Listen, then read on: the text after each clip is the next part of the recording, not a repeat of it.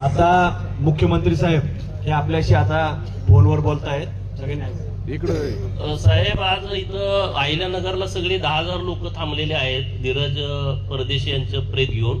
आपण सर्वांशी जरा बोलावं अशी विनंती आहे. ही जी धीरज परदेशींची हत्या झाली आहे ही अतिशय निंदनीय अशा प्रकारची हत्या आहे आणि आम्ही देखील याचा पूर्ण निषेध करतो.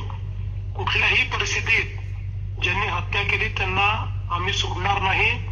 हत्यारांना फाशी झाली पाहिजे या दृष्टीनं ज्या आवश्यकता आहे मग त्याच्यामध्ये आपल्याला स्पेशल जे वकील आहेत ते वकील आपण त्या ठिकाणी देऊ.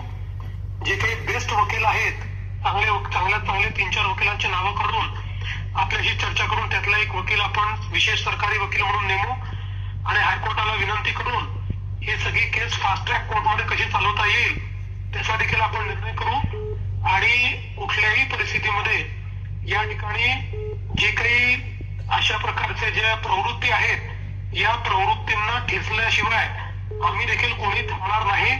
आपल्या सर्वांचा आक्रोश बरोबर आहे, पण आता सरकार देखील आपल्या मनाप्रमाणे त्या ठिकाणी सर्व करायला तयार आहे, कारण ती आमची जबाबदारीच आहे.